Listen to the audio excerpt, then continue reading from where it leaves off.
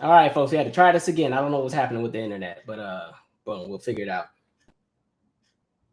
Sorry, guys. We'll sit tight for a second. I'm gonna let y'all hop back on. Foolery at its finest. I think they're trying to shut me up, y'all. I don't know what that was about. I feel like I'm doing like VERZUZ. Like, remember everybody's internet connection was weird? My bad, y'all.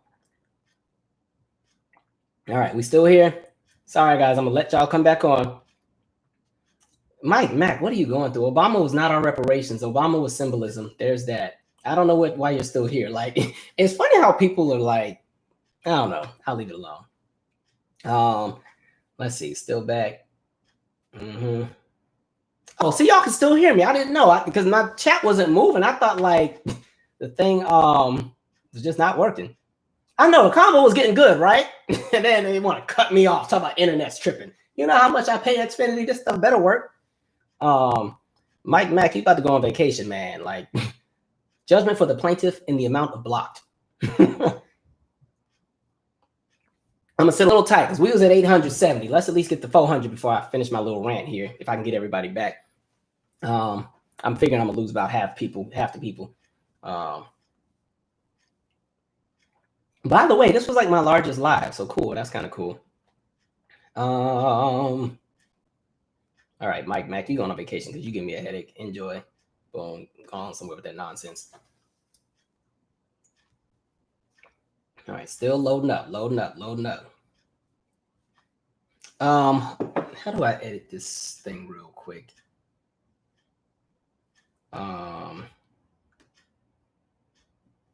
Did I change something? We're about to come back on. I gave a really crappy description of what this video is called, so hopefully people don't get it mixed up. You know, I can edit it on my phone real quick. All right, we'll start in 1 more minute.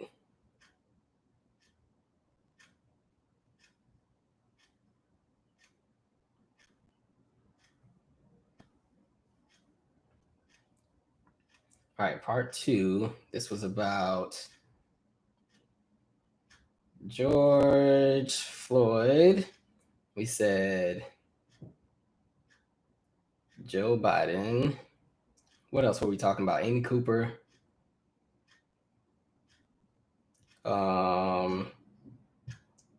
Said the Rona. Other stuff. Boom, done. All right, that should get my numbers to go up some. Okay.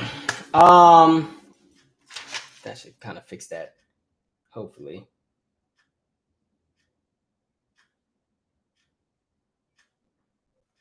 All right, anyway, let's keep going, guys. We'll figure it out. Let's read where we're at here. I'm gonna read a few comments and then we'll go from there. I'm so mad they shut me off, man.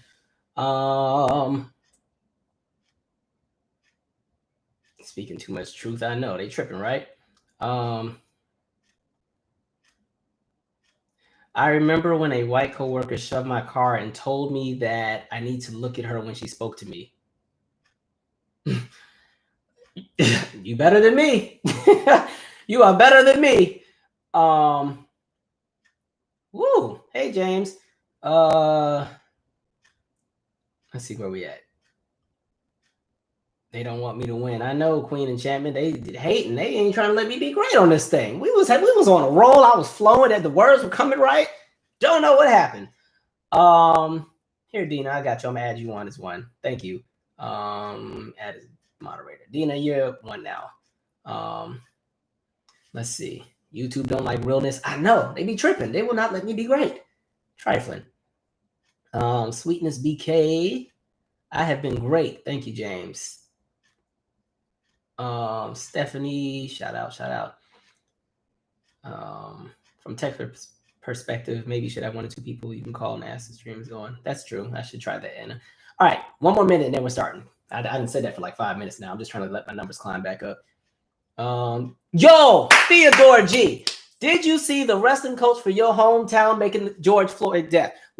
Listen, we'll start right there. So there is a post that has been going around. And if you follow me, you know I'm from this small town called Spanaway, Washington. Spanaway, Washington is like a suburb of Tacoma, Washington, but it's also like a military town because it's right now they call it Joint Base Lewis McChord, but it used to be Fort Lewis and McChord Air Force Base. Thank you, Tanika. You know what? I'm going to use that to fix this internet connection. But so the town is a very unique area because Black people don't voluntarily move to Spanaway unless they're moving there because it's proximity to their job, meaning that they either work on the military base or they work for Boeing or Microsoft, or they work somewhere in Tacoma. But Black people tend to not just go to Spanaway. It's really not that place to go to. And so in Spanaway, there's a very unique kind of dichotomy when you're talking about socioeconomic wealth. There's a lot of Black people who live there that are actually pretty well off. And then you have a lot of white Americans who are actually they're not doing too well socioeconomically. Like financially, there's, this kind of like, so pretty much my neighborhood would be like, you'd have the neighborhood where people get the little subdivision that's built, and then right down the street would be like the mobile home neighborhoods and everything like that. And so there's a really huge cultural disconnect in Spanaway. And so anyway, there were 2 high schools at the time. I went to Spanaway Lake High School. My younger brother ended up going to Bethel High School because he also did wrestling. Stay with me. And so Spanaway Lake at the time was the more diverse high school. It was the high school.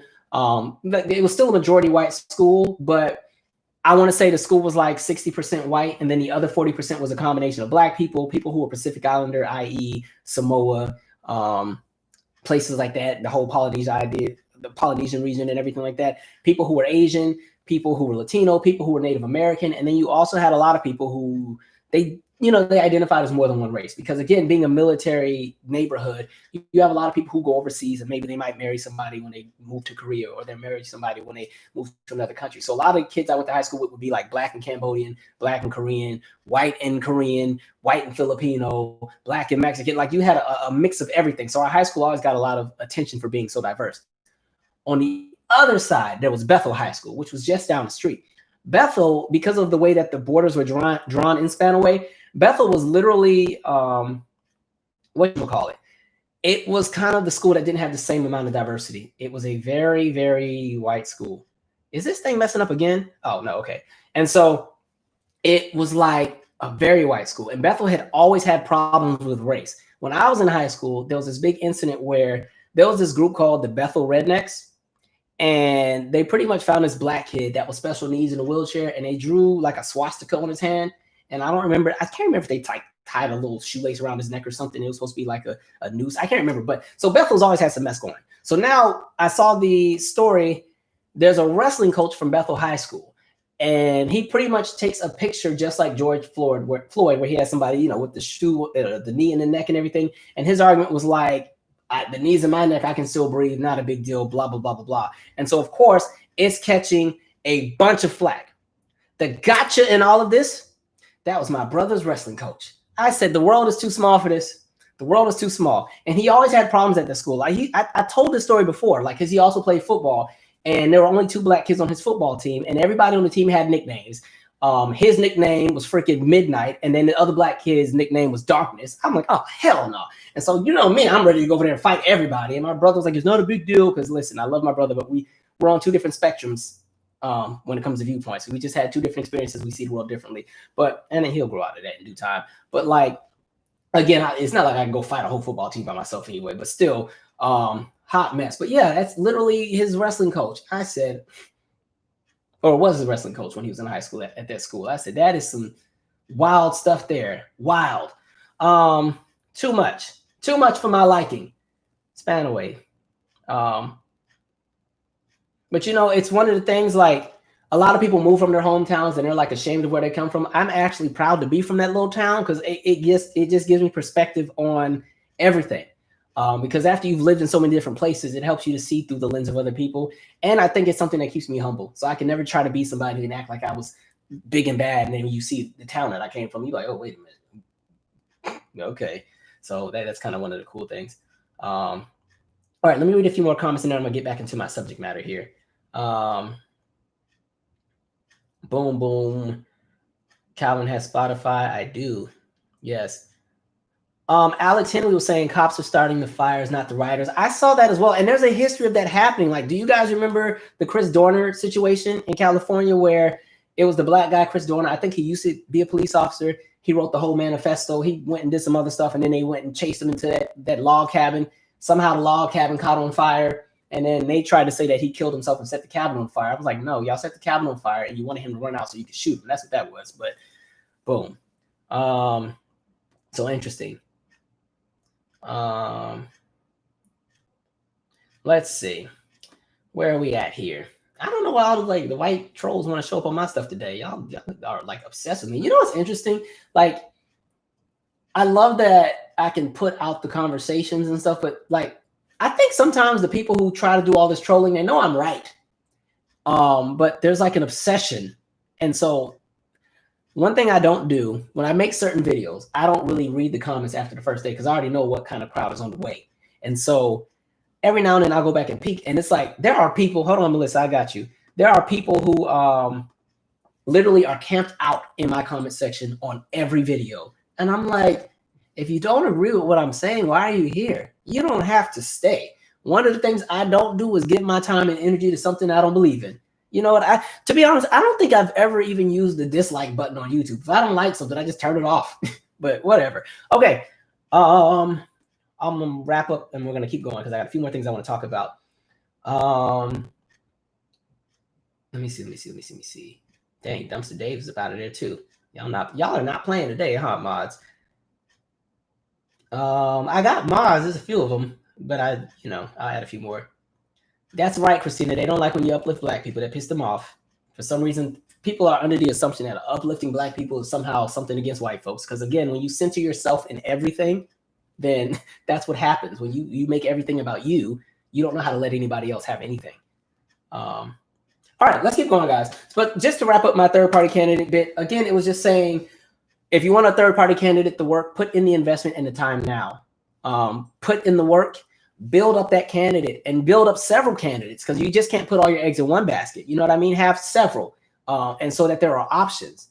And go from there. Because can we be honest? There's a lot of people who are in both of the current two parties that are really not members of that party. They've kind of infiltrated, and they use the branding of that party to get leverage. I think one of the things they also need to do is they need to take money out of politics. That's one of the most important things. I think when you can take money out of politics, the politics become a real thing. If every candidate was allotted the exact same amount of money for promotion, for ads, for everything, you'd see a huge shift in how these campaigns work. You see a lot of candidates have to drop out because they don't have enough money to stay in. And I think that's some BS. You see a lot of candidates who don't get to go to the debate stage because they haven't raised enough money. I think that's some BS. And so, again, take the money out of politics. Watch how things shift. You'll see a massive change. You'll see a lot of things pretty much go a different way. Right now, our politics are so bought out. Corporations buy out these candidates. That's why you see so many people who run for office and they have great intentions in the beginning. And then we lose them because they get bought out. And this company gave them however many millions to advocate for this and advocate for that. And before you know it, all of the things that they promised and went and said that they were going to do, they can't even go and do because they got to fulfill all of the requirements that were bought out for them. So, boom, get the money out of politics and see where people really stand. Let me see. Let's see, what else did I write here? Okay, so I did that one. Got all my little pages here. I'm trying to be more organized with my little channel here. Okay, COVID-19. I'm not going to spend too much time talking about it because I'm, for the sake of my peace of mind and my sanity. But I do want to say people need to be careful because the numbers are going back up. Just like I said, the danger was opening the states too early. So many people were so pressed to get back out there and go to the hair salons and go to whatever. And the numbers are going up again. Places like Iowa, places like Nebraska, they're seeing pretty much their ICUs already at 75% capacity already. And so it's kind of like, again, people are just going to have to be careful. And I think black people collectively, listen, because I've seen some clips of us. I've seen us at the pool parties. I've seen us at all kind of functions and events and everything. Remember, we don't have the same privilege and access that some of these other folks do. Remember that when things were really bad in New York, the hospitals had to choose who they were going to help. And remember how history has treated black people, has treated black women. Recognize that if this wave really comes back and does a number, because mind you, nothing is really slow. It's like you didn't have 100,000 people die. When they have to start choosing who they're going to help, just know you will not be the first in line. So that pool party can wait.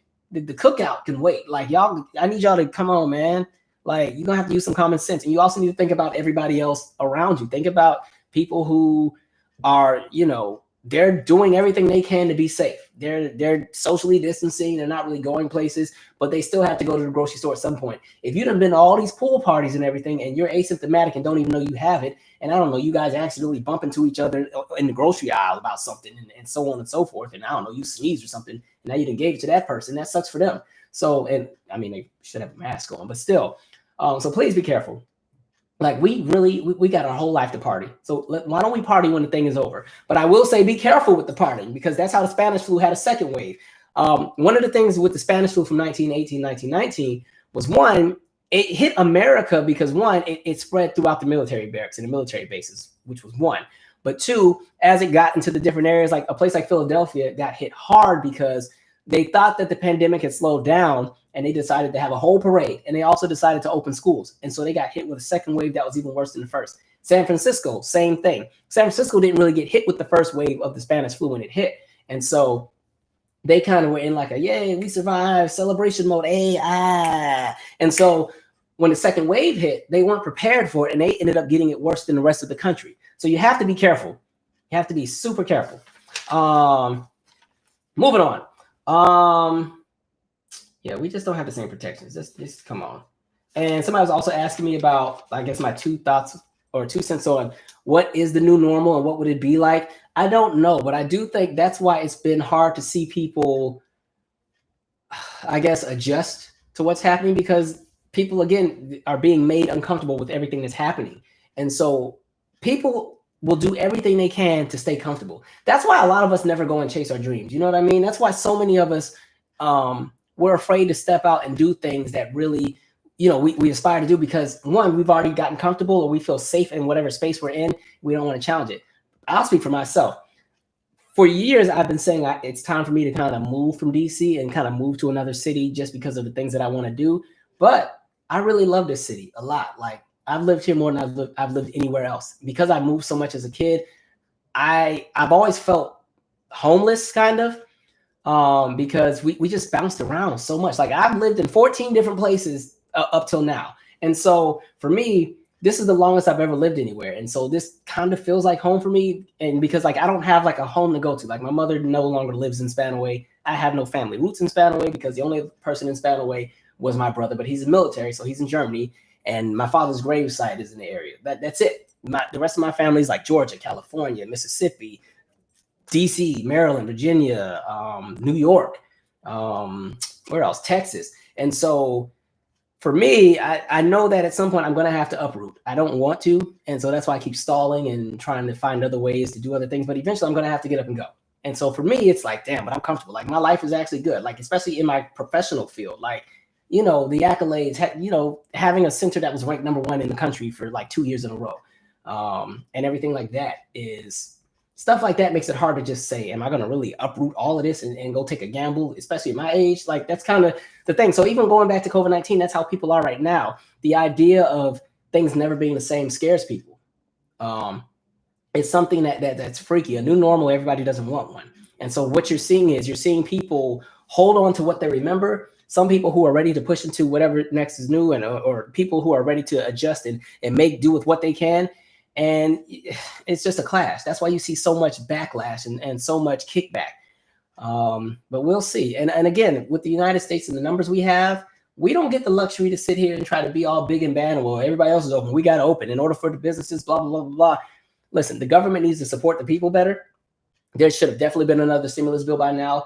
A lot of these people are forced and breaking their necks to open because they really can't. There's no way to keep their livelihood going. They can't pay the bills. People needed their jobs, all of that. And so the reason why this isn't going well is pretty much our government left us. Can we be honest? $1,200 for some people, that was it. And so when you look at some of these other countries where they got rent and mortgage frozen, they got extra salary put in every month and everything like that, or some countries just shut everything down and there's not even going to be a flow of currency circulating until this is over with. The United States didn't do any of that. They were like, here's y'all little $1,200, go on, but you better have paid taxes or don't worry about it because you won't be getting it. And if you had child support, don't worry about it. You ain't getting that. Or even the whole thing with the businesses and all the small businesses that needed that loan and how it was literally a lottery system. So a lot of small businesses did not get the assistance. because we were so busy giving it to larger corporations that didn't need it. So yes, the government failed us, and that's why people aren't really following the guidelines. Anyway, America, let me read some comments here, because y'all been really saying a whole lot, and I haven't really gotten a chance to read your comments, so I do apologize. Christine said, COVID-19 is no joke. My cousin in Dallas died a few days. Oh, I'm sorry. Out there doing DJ gigs with nobody's mask or gloves on and contracted it. He gave it to his mom. He's dead now. That's terrible. Let me see. Somebody said Republicans in Pennsylvania tested positive for COVID and didn't tell the House Democrats. I saw that, and he was at the Senate hearing. Like last week? I saw that, Reese. Thank you for sharing that. Let me see. Brielle says, I go to get food and drop off the essentials. Like, that's the other thing. You're seeing, like, people are really at rock bottom right now, and you have leadership that doesn't even care. And so we also have to get out of this whole symbolism thing, because the issue with America, and I'm speaking right now, this is really the white collective, because they're the ones that buy into this. That symbolism crap is going to get us all killed. People need to be realistic. Like I said before, the fact that they kept flying them damn Blue Angels all over the country, I'm like, do you know how much of that money could have went to going to the food shelters and everything like that? Like, I forgot how much it is to fly each of those planes, but it's to do that daily. I think it's like $600,000 per flight, per plane. I'm like, you guys know, if I'm a doctor and I'm helping somebody, you flying some loud plane over my hospital does not make me feel great about what I'm doing. Like, Americans in that damn symbolism crap get on my nerves. Like, y'all got it. Like, what does that mean? What does that do? Symbolism doesn't do anything for people. And right now, we're not living in a symbolism type society. You have people actually dying. And so if I'm on my deathbed in the hospital, am I supposed to get hope because I saw a plane fly by the window? Like, come on, man. Waste of money. And it's stupid. But that's what patriotism does. It makes people blindly foolish, and it will make people blindly put their faith into the wrong people and into the wrong things and into things that are materialistic and things that make no difference between today and tomorrow for the common collective. But it will make a difference it will make a difference when it comes to today and tomorrow for people who are extremely wealthy. That's what that's about. Let me see. I'm gonna read some more comments here. Let's see. So Extra Blog said, Chance the Rapper suggested that Trump and Biden go on the IG Live VERZUZ to discuss their policies that would benefit Black people. What are your thoughts on it? First of all, I don't think I'd have the patience to sit through it, because Joe's going to take forever to say whatever he has to say, and Trump is going to boast about what he's done. Can I say one more thing, too, about this? Any politician who breaks their neck to keep saying what I've done for Black people, most likely they haven't really done a whole lot. And I also think it brings to light the issue of the fact that if the country were where it was supposed to be, politicians wouldn't have to do things for Black people. And so I don't need you to talk about what you've done for me and this, that, and the third, but everything's still the same. Clearly, it ain't working. Well, you might need to do a little bit more. So there's that. Let's see. A lot of Americans are stuck between a rock and a hard place. Yes, I totally agree. Alexis Henry said that $1,200 is gone, and that $1,200 was some bullcrap. That's not even rent for people. Like, my rent alone is like $1,700 for a one-bedroom apartment. Are you serious? Coyote K said both sides are wrong. I agree. I totally agree. Somebody said the Blue Angels were probably spraying poison in the air. Probably got, them flying planes be messing up the crops and everything else, right? I have a few more topics I want to talk about, so I'm gonna read a few more of your comments and then we're gonna keep going. Ronald said, Calvin, it's not safe to be moving around the country right now. I agree, which is why I don't be going nowhere. I have been in the house since March 13th. I've gone out like 6 or 7 times. 5 of those times was the grocery store. 2 of those times was a hike. And unfortunately, on one of the hikes, don't judge, I got lost for 3 hours. I was so pissed off. My legs were so sore when I got home. Everything hurt. Jacked up. That's why I ain't made no videos. Like, I was broke up. Everything hurt. I was so pissed, man. They had me. I was stuck out there. My little batteries, it died on the phone. I was like, I couldn't even listen to no music. I was so pissed. I got mixed up on one of the trails and ended up on the wrong trail. And the trail I was trying to avoid, I ended up on because it was a trail that was like another 3 miles. And I was like, let me not get on that one. And got lost on it. And this is just Rock Creek Park. Like, that's not even a fancy location. That's why I didn't panic, because all I needed to do was get close to a road. I figured it out. But I was so pissed, man. Pissed. And I had my little mask on, and you know the air. It's hard to get the air circulating with the mask. I'm in there suffocating. This is a bull. Oh, how the hell I'm going for this bull? Like I was going through it. Anyway, all right. Somebody asked me about the whole Aunt Becky, Lori Loughlin, or Loughlin, whatever her name is, from Full House, and the whole college cheating scandal. I'll just say she picked some good timing to plead guilty, because right now they're letting all these random rich people get out of prison because COVID is still spreading. So she was smart. I ain't even gonna knock the hustle. Like, she's still full of crap, but I ain't even mad at her. I was like, she's smart. Plead guilty. They give you a little 2 or 3 months. You'll probably serve a week, and then you get to go home. That's exactly how the system works. Protect certain people, doesn't protect others. It's still a scam. There's still some BS. Because we've seen all of the instances where you see parents who use a different zip code and they end up going to jail. You saw what happened with the Atlanta teachers who pretty much cheated. Well, I don't even want to say cheated. I just feel like they recognized that the standardized testing in that state was some bull crap. And at the time, No Child Left Behind was still a thing. And the school districts would lose money if the schools and the students did not perform to a certain standards. The teachers knew that the students were not going to do it. They tried to assist, and all of them ended up in jail. And you see Lori just having a good time. We're like, see how things work. What else? Somebody said, how is my health? We don't know yet. I was supposed to go for a CT scan this month, but I'm not going to any hospitals right now because, one, they're not the place to be. And so I'm going to try to see if I can push my appointment into like June or July, just when things slow down a little bit, because I can't afford to catch nothing right now. Absolutely not. Let's see. Oh, and she has a complexion for protection. You ain't lying. Oh, somebody said the Babyface Waiting to Excel bit. I did get to watch it. I thought it was really good, really good. I have an appreciation for Babyface. He's one of my favorite producers. I didn't get to see the 112 and Jagged Edge one, but to be honest, I wasn't interested in watching that one. They were never really. They got some songs I like, but I was impressed. And I missed the Beanie Man one as well. But I saw that they're doing a Fred Hammond and Kirk Franklin, so that should be interesting. But yeah, I was good on the whatchamacallit. I was good on the 112 and Jagged Edge one. But I mean, I like their music, but I'm good. Let me see here. Somebody wrote Doja Cat.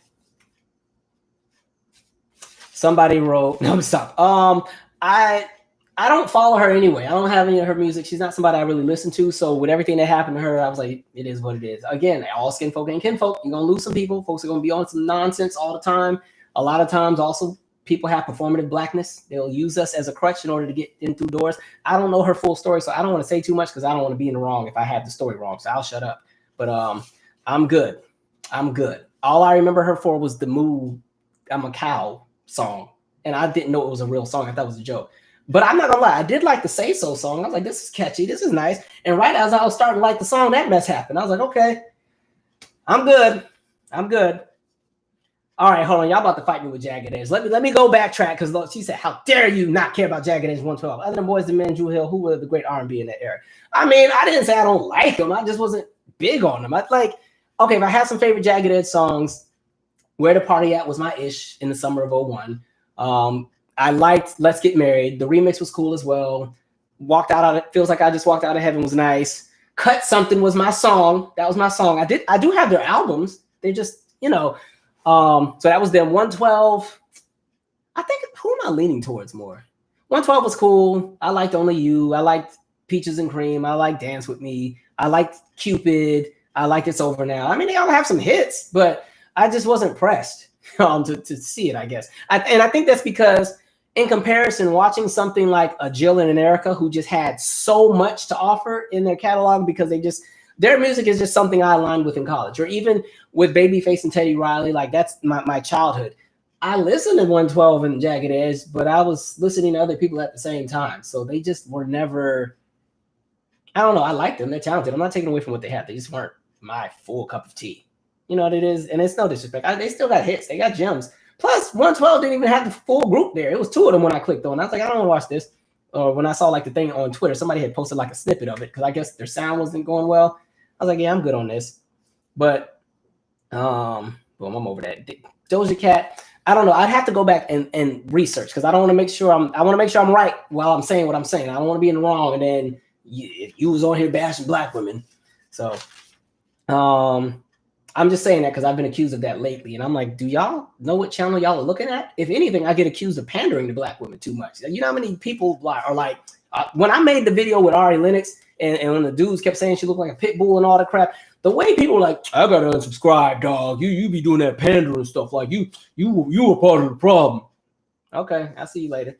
Somebody asked me, do I watch Insecure? I do watch Insecure. Actually, I like Insecure. It's different. It makes me want to get back into writing. It's kind of like just something that I kind of get into. It's something I can get. It takes me away from the realities that we're living in. There are some issues I have with the show, but overall, I do like the show. Somebody asked me about Katie Couric and Denzel Washington. I had to go back and look up what that was about. But apparently, Katie Couric was talking about an interview she had with Denzel and how he was very difficult, how he was aggressive and everything. So I went back and watched the interview. It wasn't anything like that. It was pretty much I want to say he corrected her and just pretty much made her look at Hollywood through a different perspective. He didn't like the idea of being called like Hollywood elite or Hollywood something. And he just wanted her to pretty much recognize that he is a human being and has thoughts and has viewpoints. And do not put me in like the boat of like Hollywood anything. That's not my experience. So I don't know why she would go on a whole press tour about that and try to paint him out to be violent. That's one of the things they do with black folks all the time, especially when you're in a white space. If you're not appreciative to be in that space, if you're not grateful, if you don't have poise, if you challenge and shake the table, then you're difficult. Like that's what it is. And also kudos to Denzel, because I don't know if you saw that clip talking about I don't like black women. Look who's on my cup. But like if you saw the clip, there was this police situation, and Denzel literally went and stood between the police and the man to make sure that nothing would happen and kind of help to de-escalate the situation. So y'all leave Denzel alone. Y'all got the wrong one. Let me say. Somebody said, "How do I stay sane and everything?" I don't even know if I'm sane myself, y'all. I think I'm losing it too, day by day. I'll tell you what, though. I don't really watch the news. I don't. I'll make it in the news video because I'll read an article here and there, but I limit the amount of time of news watching at the moment to like 5 minutes a day, if that. Mainly because you already know what it's about. We're in the middle of a pandemic. None of us can control it. None of us can control what other people are doing. Times are wild. Everybody's broke. The money is funny. Folks are losing jobs. Why subject yourself to sit and watch that every day? Like, think about if, again, I've been in the house since March 13th. Today is May 28th. Think about what that would be like, because normally before all of this started, I normally would watch about an hour and a half of the news a day. Like I'd watch the news for maybe like 45 minutes in the morning when I was getting ready for work, and I'd watch the news before I go to bed. So that's about an hour and a half. Imagine watching an hour and a half of COVID-19. This many people died. Black people are dying at high rates in Louisiana. Black people are dying in Atlanta. Black people are dying in Houston. Black people are dying in Dallas. Black people are dying in New York. Black nurse died here. Black nurse died there. Oh, also Trump also said he's going to do this and that's going to happen. And then this Republican person did this. And then this senator did that. And like, when you take all of that in every day, all the time, it just wears you down. So I just try to pretty much get what the main hot points and topics are for the day, and then I go on my merry way. And for me, all this right here is my sanity. I spend a lot of time making music. It's very therapeutic for me. It's something that kind of keeps me sane. And I spend a lot of time watching a lot of concerts on YouTube. That's why I do like the VERZUZ thing. It's one of the things that can take you away from everything. I've pretty much seen most of them, but I enjoy watching the VERZUZ. I've been watching a lot of Prince concerts on YouTube lately. Somebody posted Prince's Purple Rain show from Syracuse, either Syracuse or Rochester. That show was lit. If you want to watch it, like the last 30 minutes alone, I'm a weird person because I don't know, it made me like teary-eyed for some reason watching it. By the time it got to the end, I was like, what am I going through? I said, we got to get out of this pandemic. I'm losing it. All right. Anyway, let me read some of the comments here. Somebody said, Tamia versus Deborah Cox. I would love to see one of those, but I'd rather see them sing off instead of play their catalogs because they have such great voices. I'd really enjoy that. Let's see.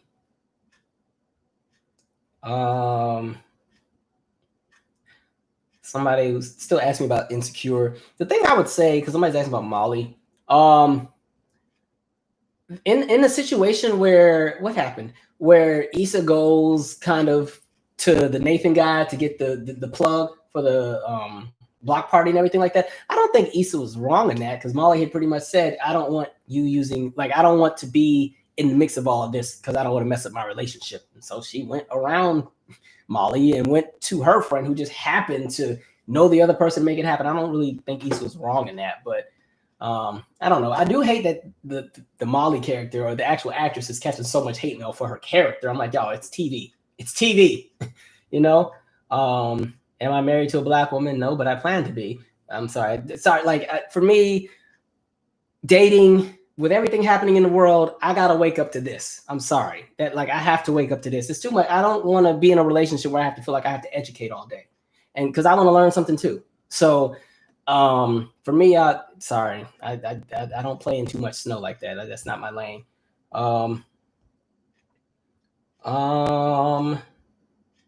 Let's see. They're blowing my phone up right now. Okay. Madonna and Janet. Oh, that would be an interesting one. But see, I think Madonna and Janet have such different catalogs. The reason I think Madonna and Janet get compared so much is because they're two of the biggest women acts in the world. But musically, they're very different. I mean, Madonna has a more successful career for a lot of different reasons. I mean, I'm Team Janet, but I think that would be an interesting versus, but I don't know how they would do that because like Janet to me is an R&B artist that had a pop crossover, and so it would be interesting watching Madonna play her Madonna popish songs, and then Janet responds with "I Get Lonely" or Janet responds with "Let's Wait a While." I don't know how that's going to work. Plus, I'm sorry, let's keep verses in house. Thank you. All right.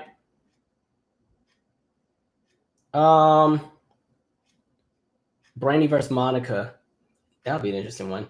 But their fan bases are interesting. Like the reason it's taking me so long to do the Brandy So What Happened episode is because you really got to get it right with Brandy because her fans will fight you if you get it wrong. They do not play. Like they do not play about Brandy. So you got to get it right with them. They will. So I'm trying to make sure I have my facts correct. The TLC one was easy to do because like I already kind of knew a lot about them. Which is why I was hoping y'all would have voted for Usher because I was more in the know with Usher than I was with Brandy. But it's okay. Let's see. Somebody said, make a video about your daily routine in quarantine. Well, see, for me, I'm working all day. Like, even though I'm not at my center, I'm still working like 8 to 10 hour days every day virtually, which is not fun at all. But so my routine is like getting up, Zoom meeting, team meeting, Zoom meeting, conference call, Zoom meeting, Zoom.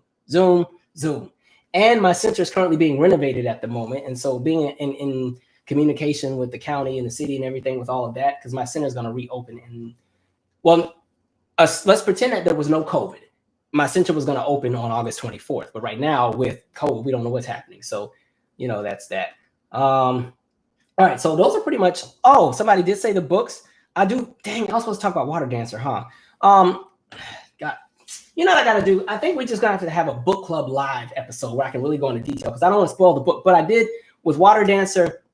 For those who have not read it, it's a book from Ta-Nehisi Coates. It's a really great read. It is a slave narrative, but it has some interesting conversations in it. I'm not going to spoil the whole book just in case people want to go read it, but there are some interesting bits in there. One of the interesting bits was, so the main character Hiram he's enslaved, and his father is, the owner of the plantation. So his father's white. He also has a brother who's white.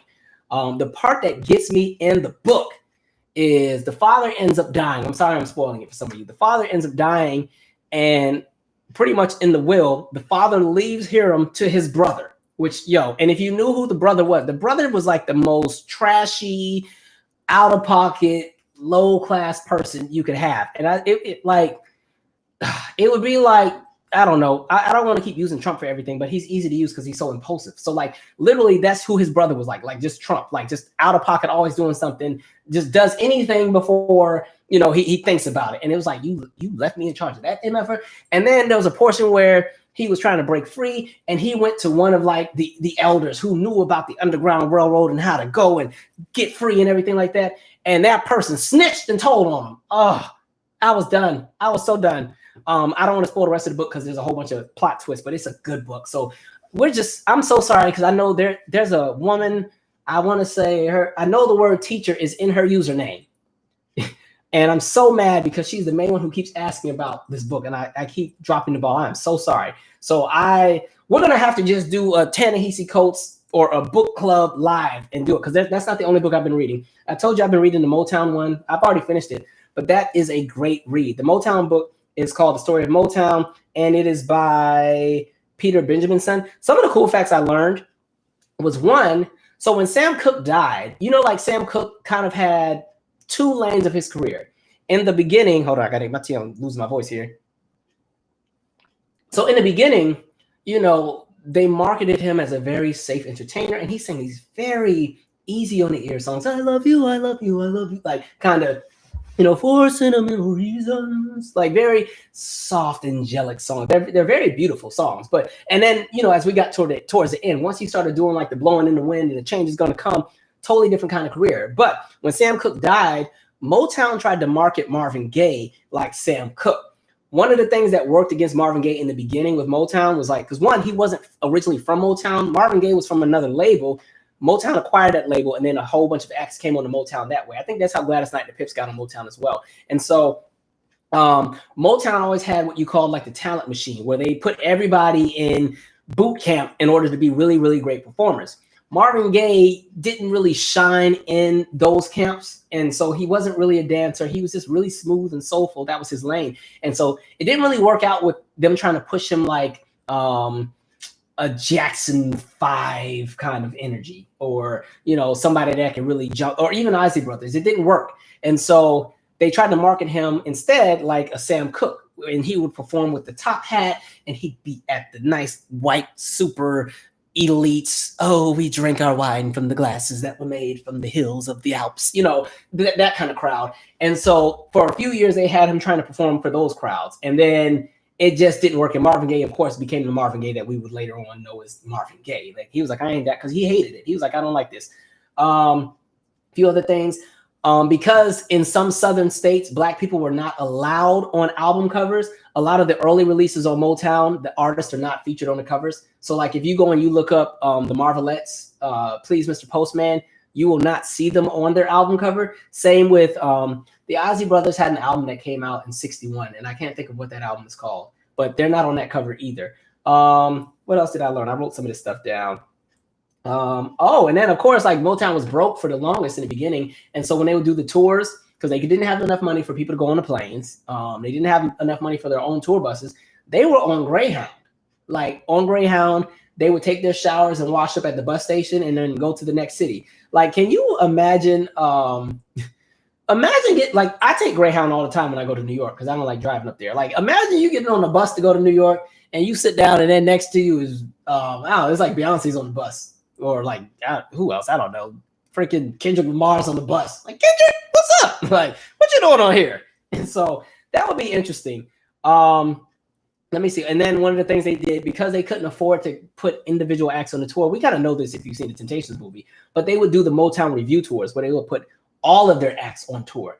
But I didn't know that the list was so extensive of how many people would be on the tour. One of the tours had 42 different acts. But it's also because of the fact that this is before people really put out full cohesive albums. You know, you pretty much come out with a hit and then come out with an album full of filler, and you just wanted to promote that big hit. So a lot of acts would only perform one or two songs and then get off the stage. And then this was also their way of weeding out who was a great performer, who wasn't. The Detroit Spinners often got kicked off the tour because at the time they weren't a really strong performing act in the beginning. But you saw how that kind of flipped in the end because the Spinners ended up becoming a really, really great group. Let me see what else. Oh, and then so they also, how they got into the UK. So they ended up trying to tour in the UK with all of these acts, the Supremes, the Temptations, all these different acts. And UK radio was not supporting them, but they had a whole pirate system. I mean, like real pirates on boats that were illegally broadcasting into the UK radio systems. And that's how Motown got its sound in the UK. Motown was paying the people on these ships to play these songs and everything like that, or not paying them because that's payola, but like pretty much, you know, here, since the main BBC radio or whoever is not playing us, can you guys play us? And so the pirate ships that were doing these kind of illegal broadcasts, they were people who were critics of the current radio system that was out at the time. And their sole purpose was to give insight and exposure to those acts that a lot of people hadn't heard of. So that's how the Motown sound got into the UK. People on ships broadcasting into the radio systems. That's kind of interesting, right? Pretty cool. Let's read some comments here. Also, because I know people keep asking me about the books, on every video I post, if you go into the description to the very, very, very, very bottom, there are 2 links that have a list of all the books that I recommend. And they're like PDF pictures, so you can even see what the picture looks like of the book. So for those who keep asking about the books that I sit in front of when I do my actual videos, if you go in the description, you can literally just go to the very bottom. There's a lot of stuff in my description. There's links to my podcast. There's links to my albums. There's links to how you can help with the Flint water crisis. There's links to how you can help fight human trafficking. There's links to my music. So there's a bunch of stuff. All right. So read the description. Somebody said Janet versus Beyonce. Oh, that's a fight there. Again, I'm not even doing it today. I like both. I'll say that, though. That would be a great competition, though. I think it's generational, though. That's what makes it hard. The Whispers versus Maze and Frankie Beverly. That would be fun. Somebody said, how about me versus, what's the name? Oh, the guy that has the song Weight in Gold. I'm not my music. Look, I like that y'all support me, but my music is not really carrying like that. So it doesn't. I mean, I could play my 2 albums, but ain't nobody heard them like that. They like, what's this? What was the website that had the school material you recommended? The website is called worksheetworks.com, and it's a website where you can make actual worksheets for your kids and stuff. Say you want, your kids to practice times tables or English or writing or geography or social studies, anything like that. You can go to worksheetworks.com and you can actually create worksheets.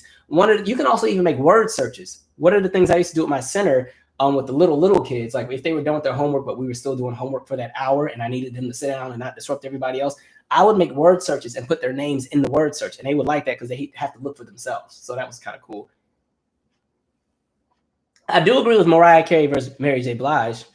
They have the hits. But if you're going to do that argument, I think Versus only works if you ignore the charts and you just talk about the music. If you really just focus on music, ignore who's the most popular, ignore who has the most #1s, who sold the most records, and you just talk about the music and how it connects with people, that's how it works. That's why the Jill and Erica one went so well. Same with Babyface and Teddy Riley, because people they connect with that music. I think when you make it about hits and who was the biggest you lose the you lose the genuine aspect of it all. Somebody said Ashanti versus J-Lo. Well, Ashanti would be versing herself in that one then, because she doesn't sing all the girl songs. Anderson .Paak is one of my favorite artists, but I don't know who could battle him because he's kind of his own artist. He's very different. Let's see. But I love some Mary J. Blige. Joe versus Usher. That's a good one. Usher has a more successful catalog, but Joe has some really, really great music. My favorite Joe song, aside from the big singles like I Want to Know and All the Things Your Man Won't Do, my favorite Joe song is My Love. That is there's such a good vocal on that. It's a beautiful R&B ballad. It came out 2007. And I also like If You Lose Her, and I like that Mary Jane song, and I like his song Baby. Those are all really, really good. We always end up talking about music by the time this live wraps up, huh? Every time. Y'all be waiting, ready. Oh, I did watch Luda and Nelly, which was interesting. It was a lot of fun. It gave me memories of like being in middle school or being in high school and going to the little house parties and stuff. So that was a lot of fun. TLC versus Destiny's Child. I support that one too, but I like all of the good ones are like generational, where they're not really from the same era, so it gets harder. Even though TLC and Destiny's Child kind of their careers overlap into each other, so that could be an interesting one. But the thing is, fans would have to not be so nasty and take the fun out of it, because people just take it too seriously and want to make it a whole competition and start bashing everybody. That's what I hate about like stan culture and being obsessed with, celebrities like that. People just take the fun out of everything, make everything so dark. I never got to talk about my music video. So I did have like my own documentary of how I made my music video, but I was like, y'all ain't about to watch it, so I ain't putting it out. But somebody was asking like, how did that process go? I'll say my next video, I will do a ballad and I will sit in front of a black screen. I swear. It was a lot of work. I think, what do I want to say? It was cool. I liked the end product. The problem was when you're not a big time artist and you have to pay for everything yourself, you run into a lot of no's. And so I had a really hard time in the beginning, even getting a director, because a lot of the people that do videos usually want to work with a bigger artist, or they want to work with somebody who can really throw out some money. Like I'm talking like $10,000. I ain't got that kind of money. And even if I did, my music doesn't carry that much to put that kind of money into a video. So that was strike one. But like, it's a lot of work. It was fun when it finally came out, but there was a lot of back and forth. I was frustrated with the whole process because initially, when I came out with my album, the plan was I was shooting a music video for the song Addicted, which is also posted on my channel if you want to go and listen to it. The plan was, because remember, my album came out in May of last year. And so I was going to shoot the video for Addicted, and then that was going to be before the album came out. And then I would have my launch party, which I did. I did the party. Some of y'all were invited. And then after the album came out, I was going to shoot a video for It Played Us for the summer.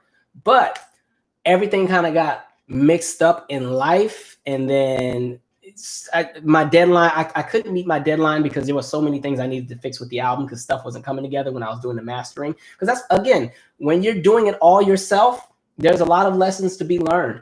And so my album initially was supposed to come out in April. I even said it on one of the lives. It was supposed to come out on like April 26th, but I had to push it back a week because I didn't get it submitted into the I guess the distribution service site fast enough, because there were 3 songs on the album that would not get mastered properly. Like there was a song on the album called Frequency, the song Everything at the very end of the album, and the song Black Plight were hell on earth to master. Every time I would do all, because I did it myself, I was going and playing with sound levels, and every time, and then you do the little final flush and polish, and those 3 songs were so loud, like it hurt. The drums, the high, I'm like, what is, and so literally I was up for 36 hours straight. I didn't even go to work for one of those days trying to work on those 3 songs. And so that I was like, just push the album back and so on and so forth. But the album gets pushed back a week, and then there were some other things that happened, and then my cousin Michaela died, and so it was just too much stuff was happening. My mother had just moved to Atlanta, and then I went to go visit her and everything. Like, so everything, my plans just got shifted. And then I went on my nice little summer trips to the West Coast and Vegas and all that. And so now we're in like September and I don't have any videos out. I'm like, dang, man. Because I said I want to at least promote my album because I didn't promote the last one very well. Let me at least promote this one. And so, you know, finally got everything together. But then you got to pay for everything. You have to pay for the studio that you're going to use to rehearse, because, of course, I had dancers. The good thing is I can choreograph my own stuff. So I choreographed my own video. But you got to pay the dancers. You have to pay to rent the studio. You need to pay whatever director you're going to work with. It's a lot of money for everything. You have to schedule the rehearsals. Everything has to work. And I'm still working my job. Like, it was hell getting all that stuff. And then you still have to rent the, whatchamacallit? You have to still rent the venue that you're going to shoot at. You know, you still have to, it's a lot of stuff. And then when we finally got to the shooting, we were delayed by like 2 hours because somebody was late. I had like 2 dancers pull out the night before.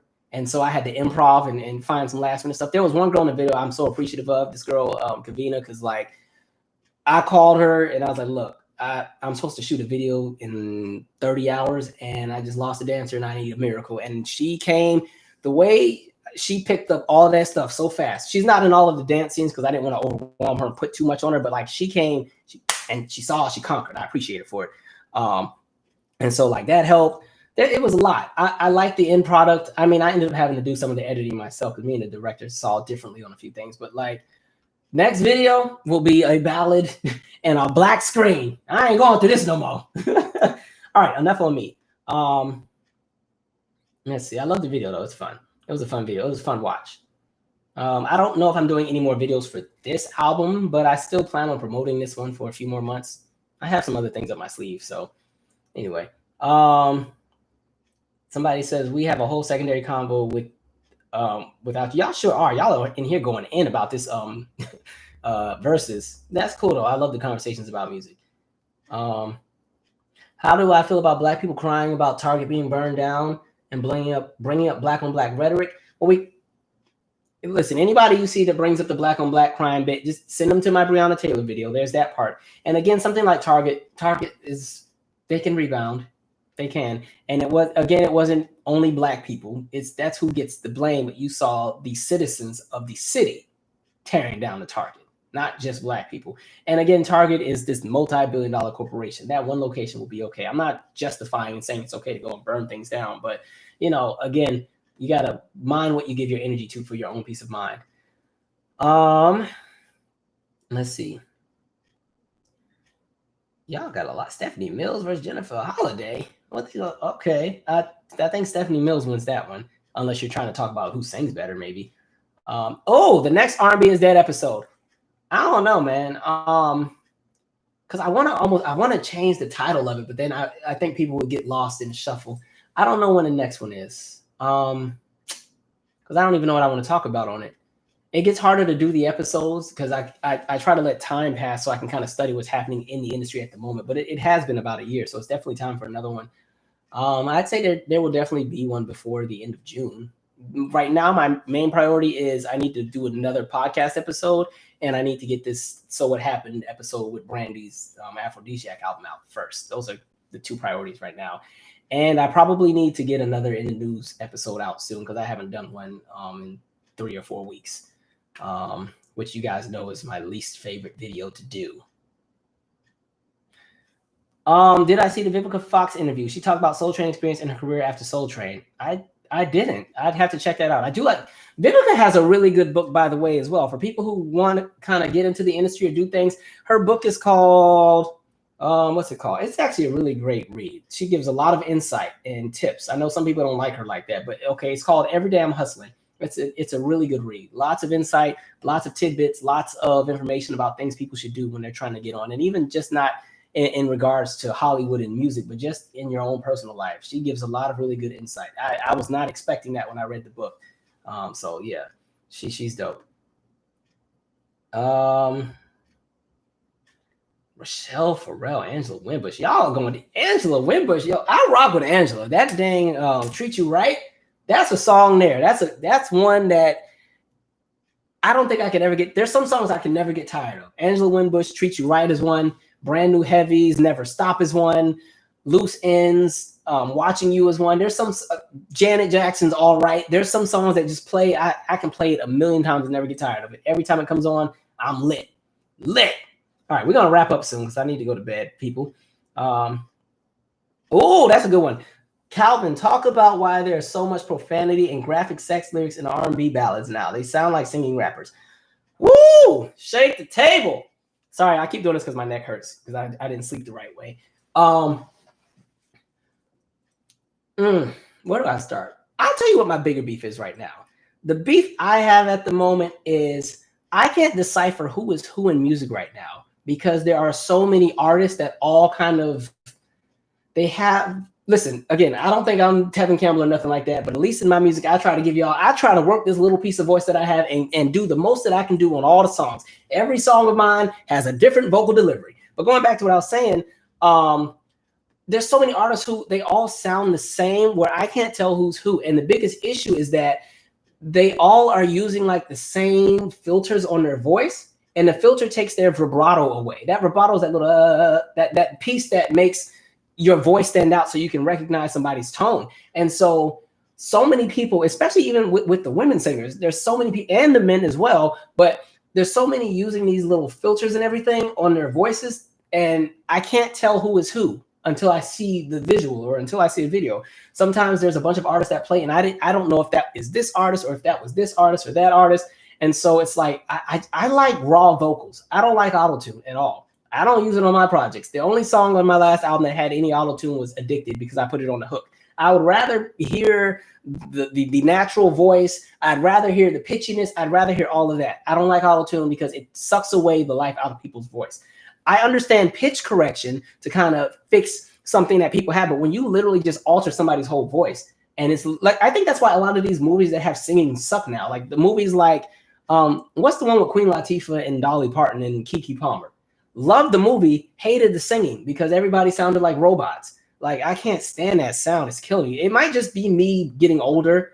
Because, I mean, auto-tune has always been around. It's nothing new under the sun. But it's like artists would use it, but they put it as a little effect on one piece of their song or something. So, like, if you listen to Goody Mob and TLC's What It Ain't, they use it on Chili's voice, but they only use it at, like, the end of her verse to kind of wrap up that stanza.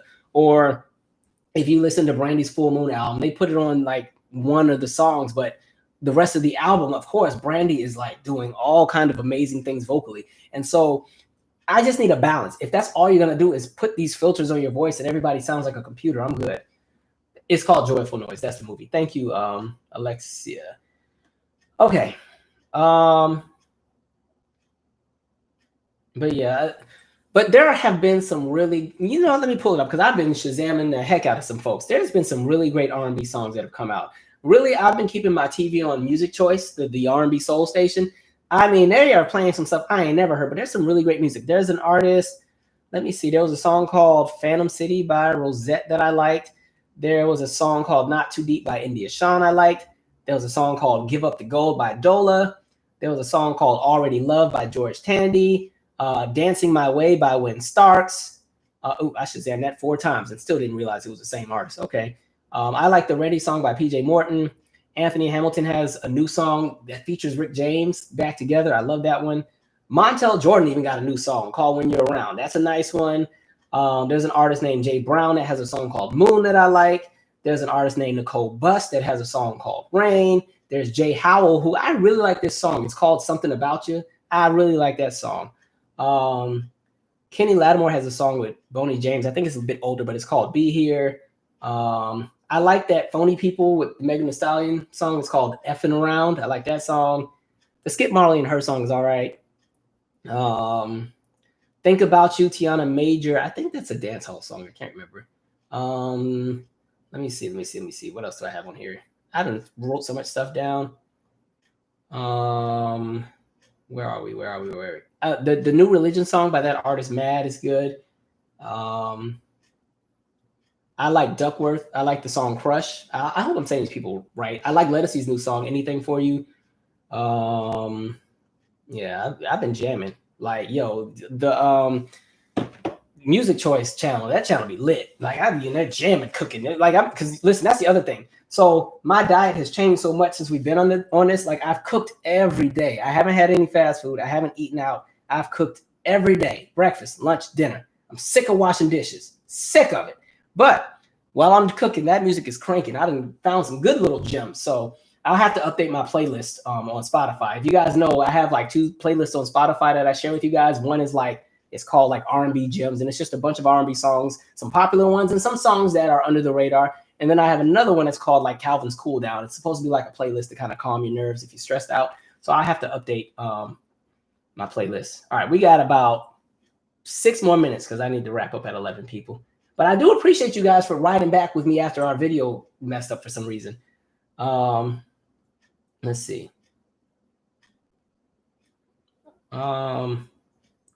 Singer rappers. Yeah, that's what you can kind of call some of them. They all do sound the same.